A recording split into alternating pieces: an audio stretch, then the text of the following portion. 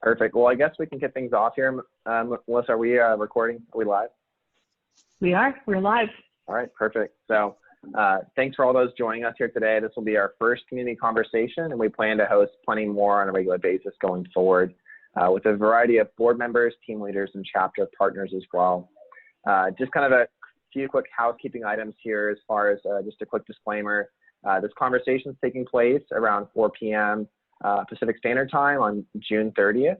The attending audience is for Financial Planning Association of Greater Phoenix chapter members, prospective members, and any partners. The opinions shared by those on the call do not reflect that of their employers. Any discussions on investments and financial planning is general in nature and should not be taken as financial advice, as each individual situation is different. So with that being said, I'm pretty excited today to get the fine print out of the way here and welcome our guest, Murray Smith, the FPA chapter president for the Greater Phoenix. Looking forward to just kind of a conversation on what we've done over the past year, where we see the world going with the FPA, and how those in our chapter can get more involved as well. So, our focus with the FPA is, it's your journey, your ambitions achieved, and we want to be a part of that process as well. The goal is that from the moment you realize financial planning is a highly esteemed profession to the moment you retire from it, that the FPA of Greater Phoenix is there with you, with all the resources you need to achieve all of your financial planning ambitions. So with that being said, looking forward to having Murray on this call today once again. Had a few questions prepared for him as far as just kind of I get to know the president session, and then I'll open it up to the audience as well for any questions from those that are joining us virtually or over the phone as well. And then we'll close it out with kind of more of some fun questions, mix it up here a little bit. So Murray, I guess first and foremost, I want to ask you, what got you into this field, and what does this field mean to you? Well, like most advisors are typically, I guess, in this world now, I came in through the investment side. I did start as an economist, and kind of my first job out of school was in the investment world, working for the Alberta Treasury, which Treasury is very similar, like to the Feds. It was the Alberta government's Treasury Department, and I was working on a $13 billion reallocation of a portfolio. That was similar to, if anybody's familiar with the Alaska Permanent Fund, it's just basically oil reserves for the future. Okay. And then I did some other things, and then came back around full circle to back into the financial world with a college friend of mine who, after the Great Recession and the market tank, around there, he needed somebody to come in and help with portfolio strategy and some marketing and sales and that kind of thing in his practice.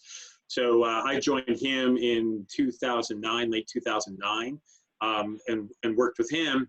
And it started on the investment side, but to add value to our clients, we decided, like a lot of multi-people practices, that we needed to branch out and do different things. So I took the financial planning reins and ran with those. So I ended up with a CFP in Canada, and then I'm a CFP in the US as well.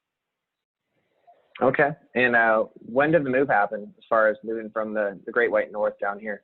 2014, July 2014. So I'm coming up on 6 years in, actually, for me, it was the 19th, July 19th. I know the date because we packed up the truck. Funny story there, but we packed up the truck and I drove it across the border and immigrated and did all that stuff on my own. Oh, wow. Nothing like moving in July, huh? I moved myself in July to Arizona as well, and a breath of fresh air. Yeah, well, we have family. We have family here, so it made it easier to, we understood the summers because we would visit in the summers. Now 2 weeks is different than 6 months or 4 months, but sure. we did know a little bit about what we were getting ourselves into. Okay, good. I'm glad to hear that. When it came to jumping into the financial planning field, how how recently have you become a part of the FPA, and what impact has that had on your financial planning journey as well? Well, I joined, I think in January of 16. So my first 2 years, I took off and spent time with my son, working part-time with partners up in Canada. And then when it was time for me to start looking around, there's not an FPA in Canada. So I, wanted to figure out how I could get involved in the community here. Got a phone call with Melissa in that January, became a member. And I mean, it really helped me a lot. I got to meet a lot of interesting people in the community. I, at that time, was still not a US CFP, I was a Canadian CFP, but was sitting for the exam. So certainly there were resources and networking. And it was, it was a great way, new to the city. I didn't know very many people, so it was a good way to get some social interaction. So I would say, I don't know how unusual I am, but I would say that it had a major impact on me becoming a financial planner and what I do. Okay, excellent. So it was a great resource when it came to networking and just kind of getting well established in Phoenix after the move. Absolutely, it was very helpful. Yeah. Perfect. Another question I have for you, we see a lot as far as the impact today in relation to COVID and, how it's really increased unemployment and made it very tough, especially for kind of the lower income spectrum as well. What does financial literacy mean to you when it comes to helping those, people be more economically empowered and, the resources that are out there for them? Well, first off, I'm a big believer in financial literacy. Up until COVID hit, I presented monthly at an organization called Trellis for, I think it was 5 years. It's 4 or 5 years. It's been a long time going now. They're a nonprofit that offers some financial literacy courses. The people that I'm involved with typically are going to be first-time home buyers, and they're typically folks that are not or are underserved, right? So lower income for sure. And as well, I'm fairly certain, and Melissa could probably correct me on this, but I think I've been at every financial planning days that we've had as a presenter, and some, I think, I don't think I've done the one-on-ones, but I've certainly presented at each of them. So, not only do I say that it's important, but I go and I try to live it. So I'm a big believer in leading by example, and I think I've got some, as the kids would say, street cred on that, hopefully. Maybe the kids don't say that anymore. Do the kids say that anymore? And as an economist, I can't answer that. Brad could tell you. It's a relevant term. It's still a street cred. So, yeah. Okay, boomer. But I'm not a boomer. So, but as an economist, I am a believer in competition. But I like a level playing field. Like, let's get everybody on the same page, and let's everybody get. Let's not have a staggered start here. And so that's what I'm a big believer in. And competition is great, but again, let's start at the same level. Because I want to make sure that we fill the hour. So I have an anecdote. I cried like I've never cried before, because when I was a kid, I think I was in elementary school. They call it elementary school here. I know they do because my son's in elementary. Yep.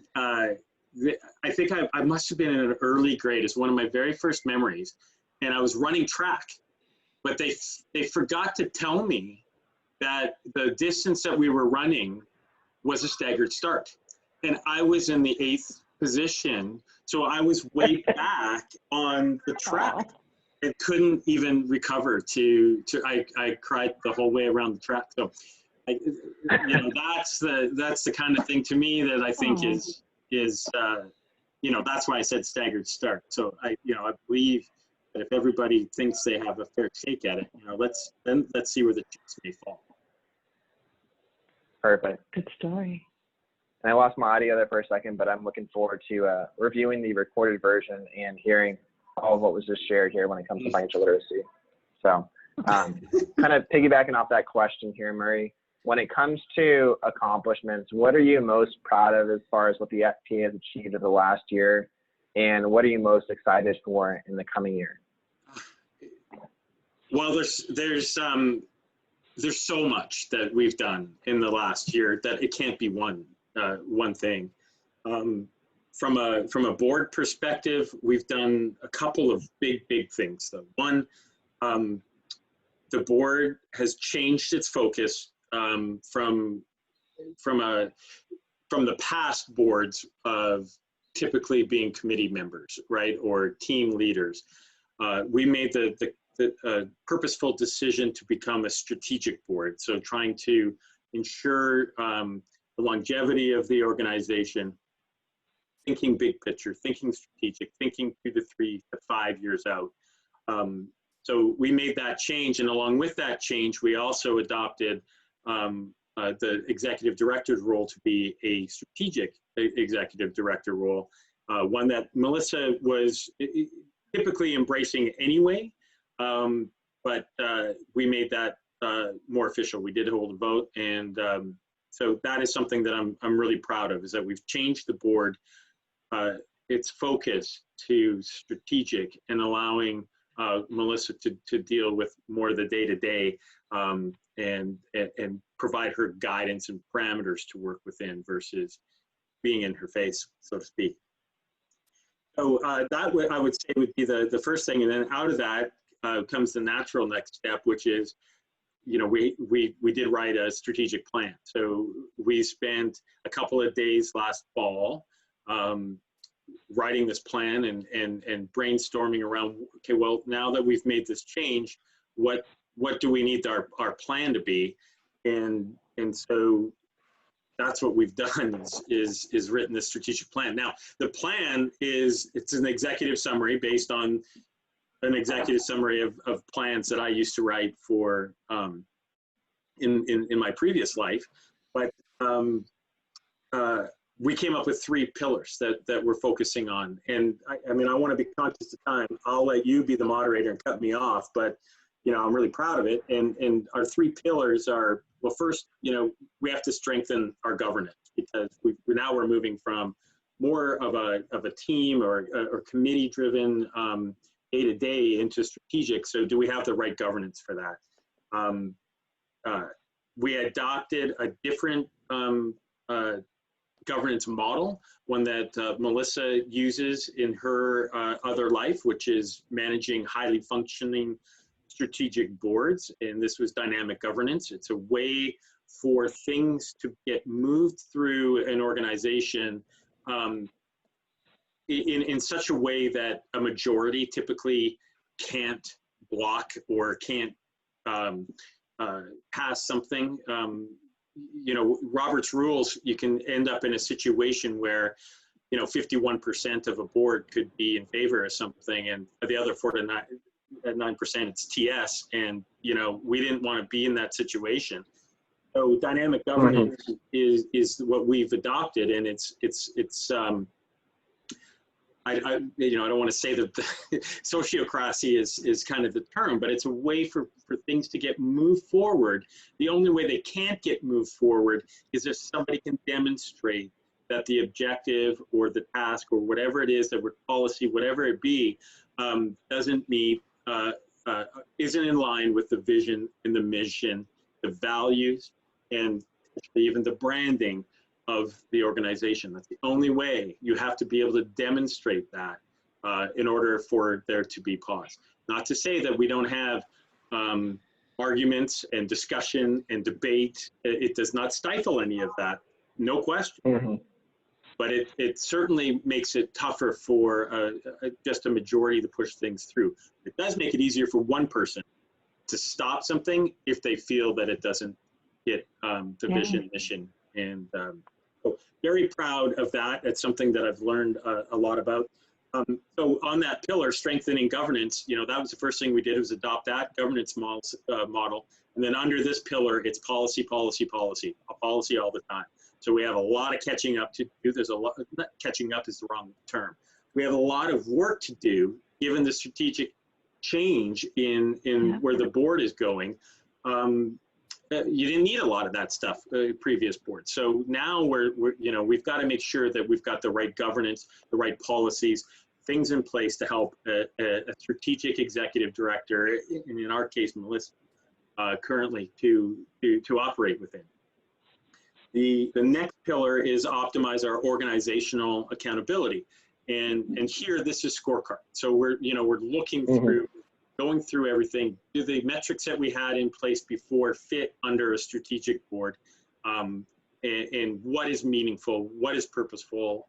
What should we be measuring ourselves for? So we'll be developing a scorecard over time to help us with that.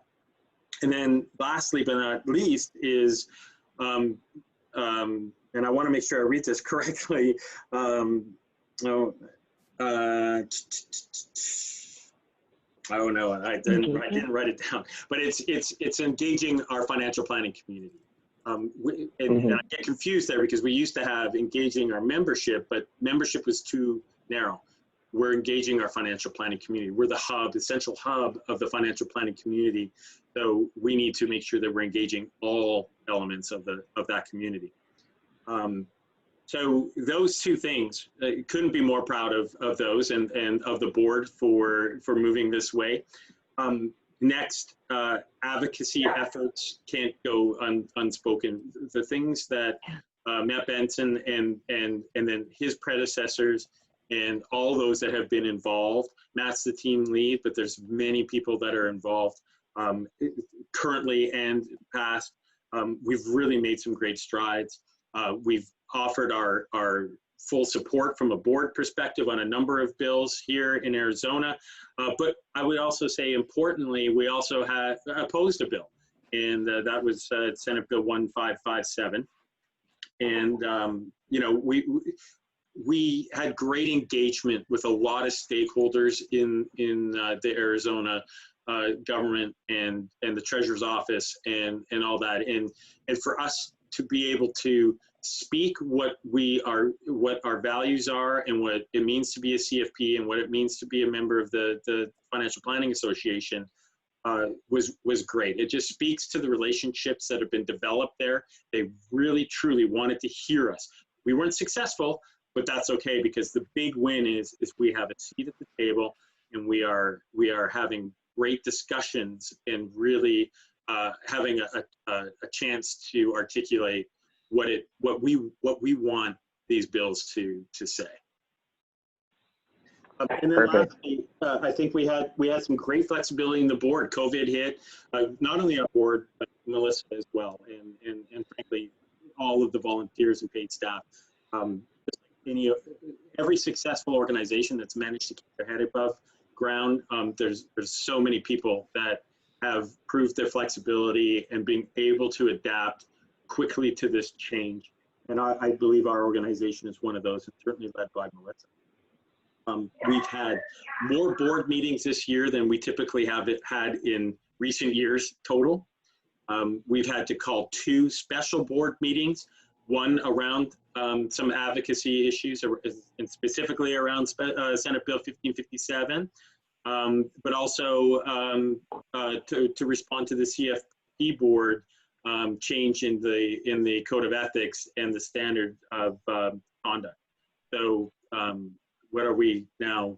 End of June, we've had 6 regular board meetings and 2 special board meetings in this time. So I'm very, very proud of our team, the board, and Melissa, who's a non-member voting of that board, having the flexibility to have good debate on topical things that need to get done. Perfect. That's great. And you mentioned a little bit as far as just kind of adaptability to change here. Obviously, living in more of a virtual world today than we ever have. How do you see the FPA using more virtual events to bring in a greater, attendance for CE events or perhaps workshops and things of that nature when it comes to keeping our members engaged and, kind of eliminating the commute disadvantage as far as East Valley and West Valley events and everything else? I mean, this is the new normal. So this probably won't change too much. If you listen to some of the generational people, I can't remember his name. I always say it's Jason Dorsey. I want to say he seems to be a leader in this area. I always say Jack, because Jack was the guy who founded Twitter, right? Jack Dorsey. Yeah. Okay, so Jason Dorsey is this guy, and you know he was giving an example on a talk. He was giving a talk. He's generational Z X boomer. Like he just has some great insight. His research firm has some great insight. His daughter, 9, surprised him and his wife with the full-on Google Docs presentation, you know, homework. It never came to them for help, that, you know, all the rest of this kind of stuff. So this level of technology is already there in these next generations, and it's just not going to go away. So so this is a kind of new normal. There'll be ways to make it good and better, and certainly technology will step up even further than what Zoom has. But I would say that even before this hit, and you read it at the beginning, you kind of read our I think it was our positioning statement from the brand document, and a lot of what we would do in terms of ambitions or life cycles, probably a lot more to do with ambitions, but isn't something that you would do normally. Like it's not about CE anymore, and certainly that's not what our chapter isn't all about. Yes, we will offer it, and we want people to have that opportunity, and it will always be part of us. And Jim Schwartz did such a great job as team leader of the lifelong learning over, I mean, I don't even know how long, but unfortunately he had to back away, but what a great resource for us. But you know, that will always be there, and trying to find ways to help get that to people in an interactive way, that's great. But there's way more ambitions, advocacy ambitions, financial literacy, pro bono, growing businesses. So all these things will be different. And I think if anything, the fact that we can do some of these virtually means that there might be less capacity constraints, less costs involved with doing that, as long as there's some volunteers that want to put that stuff together. You know, now we have a forum that there's hardly any budget that's needed, and you know, you can certainly drive to meet those ambitions. So we were, I think, already moving there.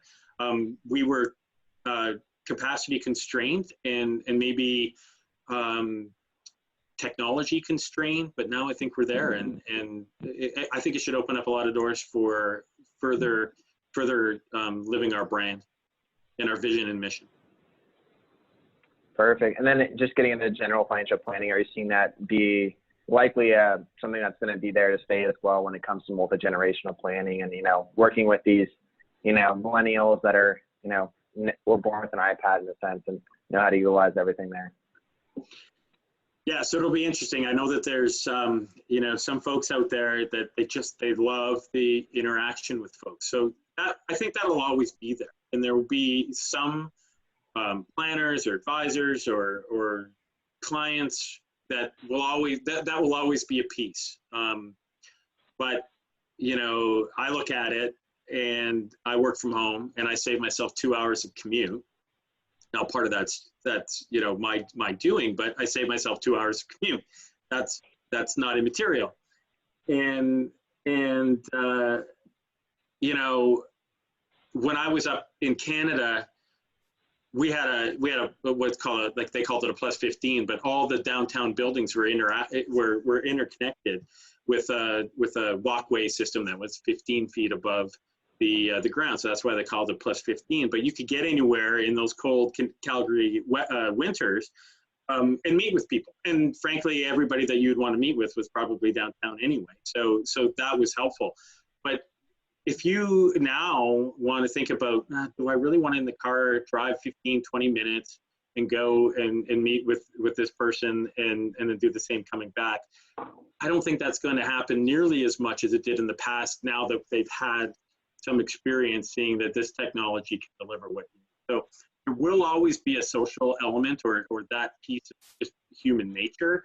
But I think people will be more purposeful in those interactions than they have been in the past, and will be more willing to adopt technology. And then, like we just talked about, generationally, it's coming. It's already here. That generation. There's, again, I mean, it's just astounding to think that there's people out there that have never known a world without a smartphone. Right? Yep, it brings me back to good old times using dial-up internet, you know, to get my homework assignments done back in elementary school and all that. So. Well, that's funny. They say You've dial-up. got mail. Do you know where dial-up comes from? Dial-up was because you used to have a dial phone, a rotary phone. Rotary. That so it even goes back even further. But yes. Perfect. Well, that was most of the prepared questions that I had. Before we get into more of the kind of the fun questions here from Murray, as far as getting to know him and his, you know, kind of what he does outside of the chapter a bit more. Murray, let's get something else to say. I wanted to open it up to the audience as well if there's additional questions. Sorry, did you want me to go before you open up, or did you want me to go? No, yeah, the floor is all yours if you had anything more to share, and then we'll open it up for any questions for the audience. And then I'll close with a few little, you know, fun games that we have prepared here as far as some questions to wrap up.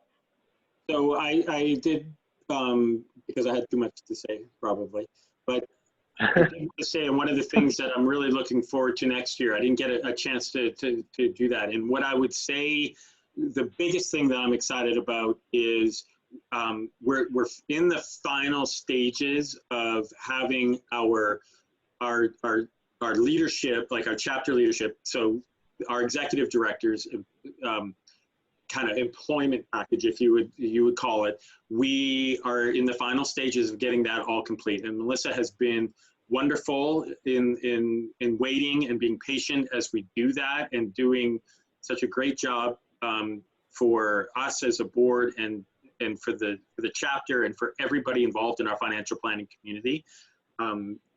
Nobody sees the great work that she's doing in the background. Well, you do. You see the effort, the fruits of that labor, but you don't see the true amount of work and dedication that she has, especially without you know, a solid job description and contract and a bunch of things. So I'm super excited to have that completed in the next, I hope, a couple of weeks. But you know, I'm counting that as part of the year. But that is certainly something that I'm super excited about, and I think the board is too. So there you go. That's the last thing that I wanted to. It's like the Brady Bunch box. If you're looking up, I'm looking down. Thank you. Oh, go, Brad. Any questions from the audience here before I get into a few more? Yeah, so I had a question. So is in terms of like, so you mentioned that the mission of the FPA is kind of expanded from just helping its members to the greater financial planning community.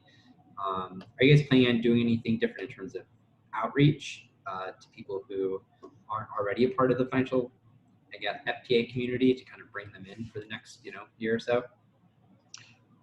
That's a good question. I would say that we're not doing anything different. I would say that we're going to continue to do the things that we're doing, and that is certainly expanding what we have, the infrastructure that we have. So Melissa and the partnership team has done a lot of work in developing what that infrastructure looks like from a memorandum of understanding. So we put into place memorandum of understanding, MOUs, for various levels of the 4 C's in our communication, coordination, cooperation, and collaboration. And to have that kind of stuff in place means now that we can, any partner or any third party that wants to align themselves with us, we have the infrastructure in place, and we're very purposeful in how we will operate with them. And you know, sometimes it's not always the goal to be collaborative, right? And some of it is there are roles for these other 4 C's, or they wouldn't really exist as a package. So, so there's been some great work done there. And I would say that, again, there's no change here. This is what's been in progress for, I think, at least a number of years. I think it predates me on the board. And so it's just, you know, refining that, and then getting more and more people and other organizations involved that we think we have a fit. Does that answer your question? Yeah. And then in terms of like individual membership, just, you know, people who are financial advisors who may have not heard of the FPA or just for whatever reason haven't decided to join. Is there anything in terms of outreach you guys plan on? I guess, do you guys do any outreach in general, or is it kind of mostly people find the FPA?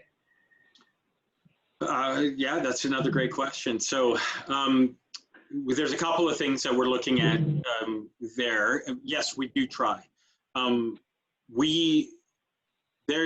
There's information sharing issues and understanding who new members are, or members that are or people that potentially could be members. So we don't know, first off, who they are. So we try to use whatever channels that we can to try to contact them. If it's somebody that we have in our database, certainly we do reach out, and you can do those kinds of drives. Melissa had a very successful one 3 years ago, Melissa, I want to say. 3 years ago, 3 or 4, yeah. 3 years ago. I do 3, yeah.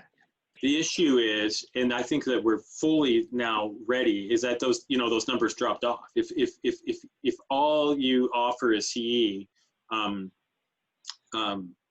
then it's very easy to lose those members, especially now. So much stuff is on CE, and if anything, this COVID has made it worse, because now all these CE providers now have all, guess what? They've all figured out how to give these things virtually and be able to get your CE credit. So like I said earlier, it will likely always be a part of what we do, but it can't be the focus because there's just too much competition. So I think we have the structure and the skeleton and the bones for offering value to members beyond that. So now is a good time that we might, look at more outreach. We have a great board member and part of our membership committee, Adam Mosbach, who's on the phone a ton, talking to people. Some of the other team members, I apologize for not knowing them all, but they get on the phone. They get on the phone with LAPS members. If there's somebody that has interest, they're phoning. There's a whole infrastructure there to try to get and keep members, and finding out why people leave. So I think we're in a good spot there, but we're not 100% there. But I think we have a good value proposition to make it to marketing. Aaron will like that.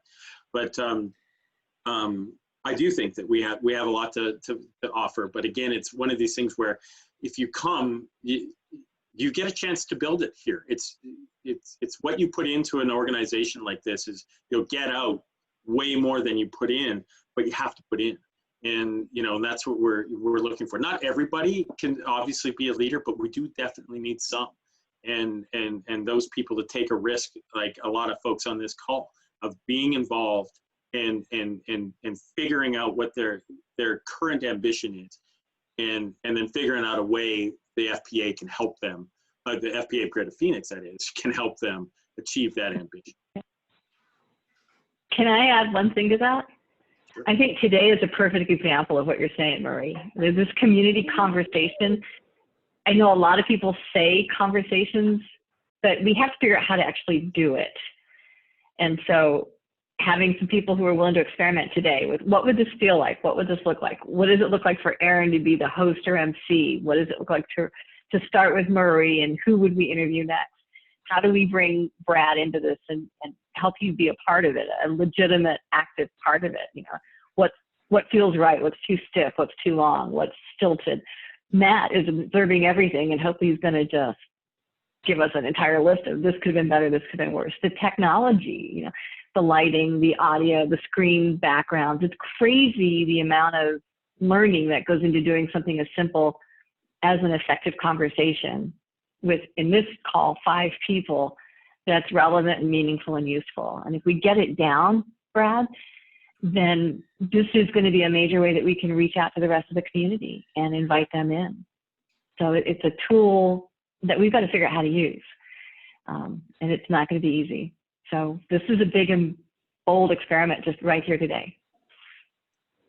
Agreed. And then just to piggyback off of what you mentioned as well, Murray, when it comes to, members of the FPA that are interested in perhaps, taking steps to volunteer with a working team or, look at us, helping the board out as well, what's the best way to typically go about that? Mm-hmm.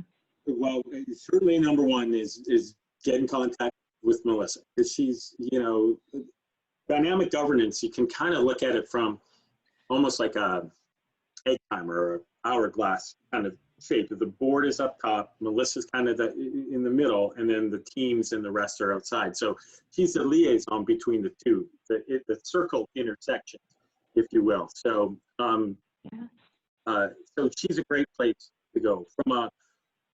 From a board perspective, again, we've made the decision to be more strategic. So if you want to have that kind of experience, the FPA of Greater Phoenix can give that to you. You have to have that interest and that desire, and it's not for everybody, and that's okay. So from a board perspective, that's who we're looking for. We are being a little more purposeful there. So, I mentioned policy is under our strengthening governance pillar. That's one of them, right? We're trying to develop what should our board composition look like, and some tools that would help provide some visuals. And we're not just looking at demographics, although that is important. But we're trying to figure out, where are some skills that would be great to have on a board. So, for example, the president-elect Craig Waugh is an attorney, and he's been very helpful in things that I would never have wanted to look at. And frankly, I could probably opine, but not anywhere near what Craig has. And that's just one example of, somebody that's out of he's not out of the industry because he does represent advisors, but somebody with a different skill set and background that is very useful on the board. So that we're looking at that from a board level. But if you're interested, Melissa is a good place to start, or any member of the board. I think we're all on one page on the website, so we're very easily accessible. We're always interested in looking at new board members. And there's an application process, but that's where I would say there. And then from a team's perspective, so if I hate to say strategy was only at the board, because that's not true. There's strategy that you guys are using as the communications team and the advocacy team and everybody. It's just a different focus on strategy.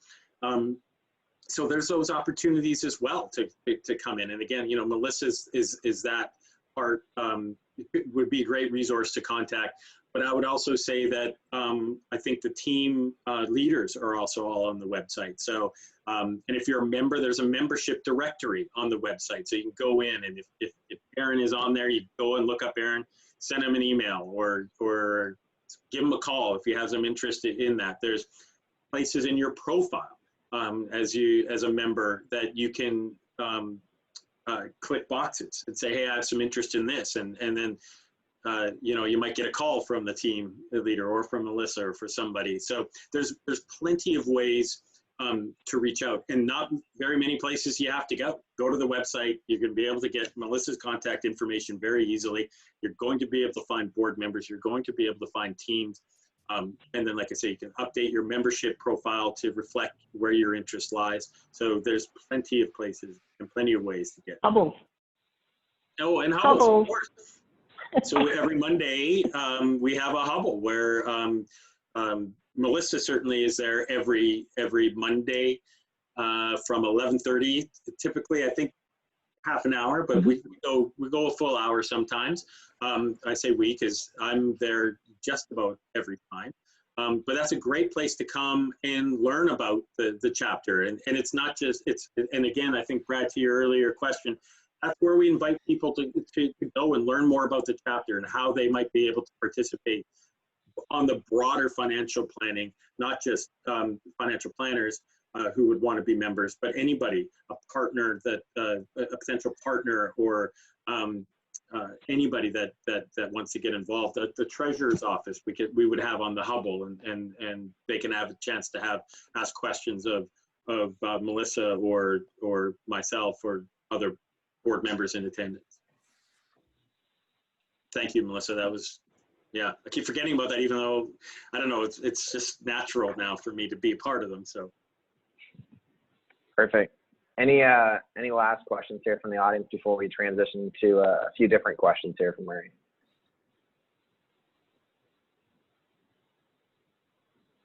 Okay, perfect. Well, what we're going to do next here is a little skit that we actually saw on Jimmy Fallon here. So it's a little bit of a spin on the two truths and a lie. And instead, I asked Murray to send me two statements. He has a minute to kind of elaborate on the story as far as, describing the background, the situation, and all that. And then we have about a minute just to kind of grill him when it comes to questions to pick apart this story. And at the end, we're going to ask for, a thumbs up, true or false here from Murray on this story. So I have the statement in front of me. I'll go ahead and read it off, and then I'll let Murray just kind of give a little bit more background, and then we'll go ahead and go from there. So the statement I have from Murray is that I played in a charity cover band raising over $300,000 for charity over several years. And he does have a guitar in the background here. I'm going to tell the audience, I don't know if you guys noticed that. That could be a cover, a cover for this cover band. We'll see. But I'll let Murray go ahead and elaborate on that, and then we'll go ahead and see if we can't pick it apart. Yeah, so this band has kind of been around for a while. It has various iterations. My part of it, I played lead and rhythm guitar for a number of years, and our big event is playing to about 600 to 800 people in Calgary. There's what's called the Calgary Stampede, so it's a somewhat world famous rodeo and an event, kind of like a state fair. So we would kick that off every year, and we'd get together, play for an evening, and with 600-800 of our closest friends, and typically raise quite a bit of money, depending on what the price of oil was doing. Perfect. All right, well, we'll open it up here. I'll start. What style of music was your band playing typically? So that depended on who the singers were. A lot of the time, that's who drives it. Any guy can play guitar. Any girl can play guitar. It's just can you sing? So, but generally we stuck with rock and roll. And we were, the philosophy was everybody dancing. So that's what we try to do. A lot of rock and roll music that got people up and involved. Okay. Is the band still together? As far as I know, yes. Are you still a part of it? No. What was the charity? Varied. There was, it's like the band, the director of the event changed hands a few times. One of the gentlemen, when I was going through there, he had one, PASC was it, and it was people, can't remember, but it was a disabilities, people with disabilities. We also did some with the Junior Diabetes Research Fund, JDRF, is that right? So that's those were the kind of the two main that I remember from my time. Is the guitar in your background the guitar used in your band to play with in your band? No. What year did you guys begin playing together? 1995. Okay. What was your favorite song to play together as a band? If you had to pick one song, at least for yourself personally.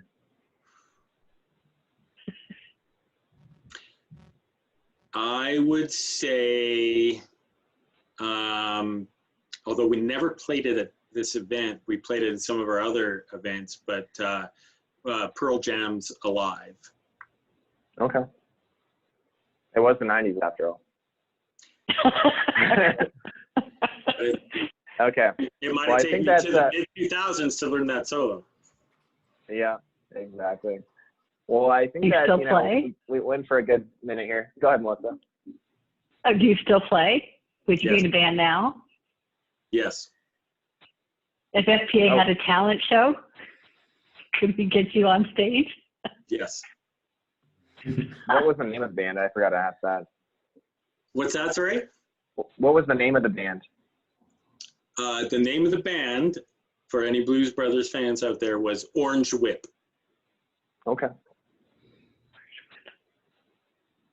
All right. Well, I Was think that we after found they this stole the area. police car? No, that's when they were with fellow Canadian John Candy in the bar, some bar, and the waiter comes around and says, what do you have? And he goes, Orange Whip, Orange Whip, Orange Whip, Orange Whip's all. Something like that. Something like that. I think if you search Orange Whip and Blues Brothers original, that might come up in YouTube.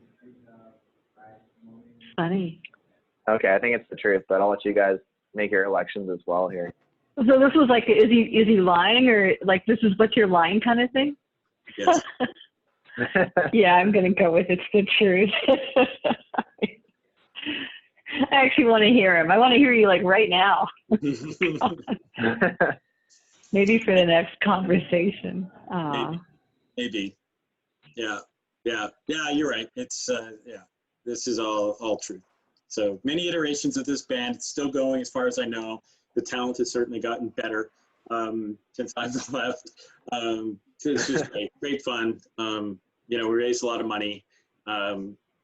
Our bassist was he's the guy that's probably been in it the longest, and the crowd involvement.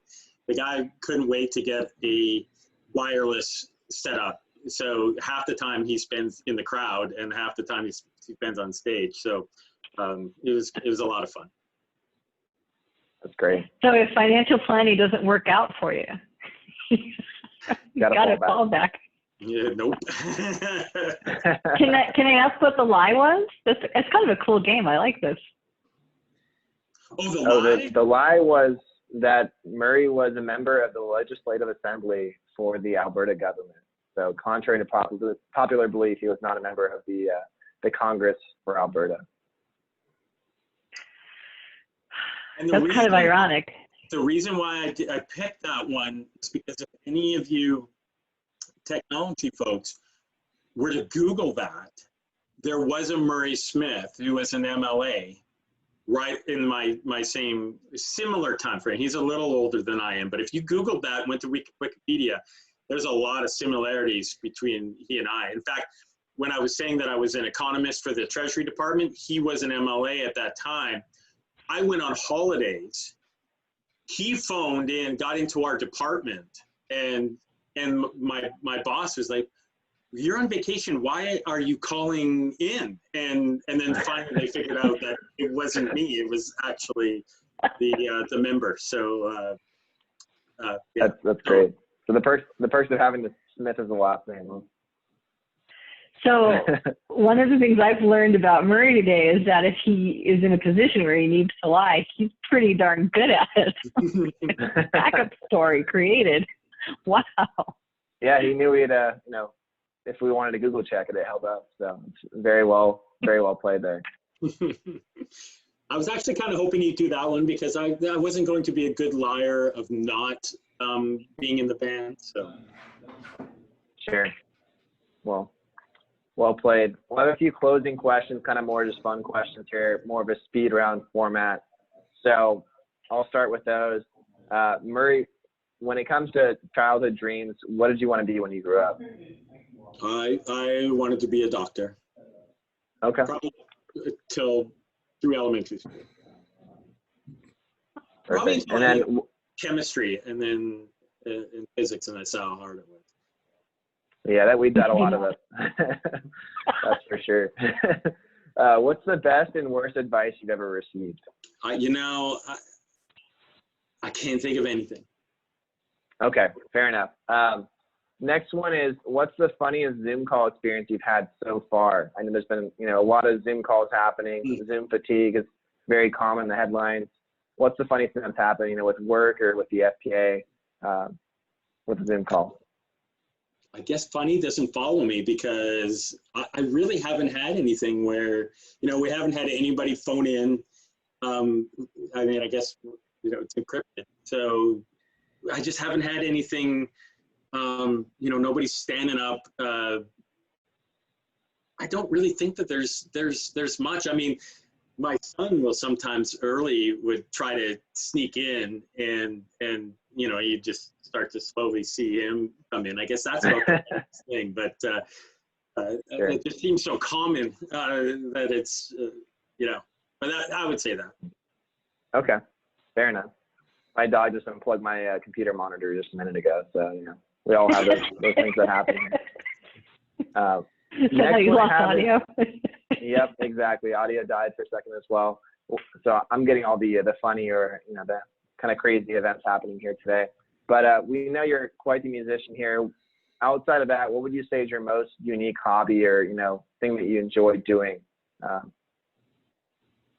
Well, there's too many. I do a lot of Internet of Things. So if people are familiar with Arduino or Raspberry Pi, so I do a lot of stuff like that. I do a lot of home automation through a protocol called Z-Wave. So that there's a lot of electronics and programming that goes into that is all learning experience for me. So that and then to get my son involved, we've got I don't know, 500 to 700 to 800 square feet of fruiting trees and gardens and a whole bunch of stuff that we do in our backyard as well. So yeah, keeps me more than busy for sure. Okay, perfect. We'll have to have you as part of our FBA gardening Zoom call next time when it comes to the green thumb skills. Perfect. Well, just a few. My wife is the smart one around when to plant and how to plant and how much water. I dug holes or built. Well, actually, she built a lot of the raised beds too. So we share quite a bit. But yes, I would be happy to. You're the muscle. He knows to follow orders. That's too funny. We'll wrap up with just a few final questions here. We mentioned, music in your background there. What's your favorite music group? That's a tough one, because I don't typically say that I have a favorite, and it goes through time. But there's, like smell or sound, that brings up a deep emotional memory or whatever. So I would say, based on that, the Rolling Stones and Green Day. Okay. Perfect. And then favorite book and favorite movie. Close us out here today.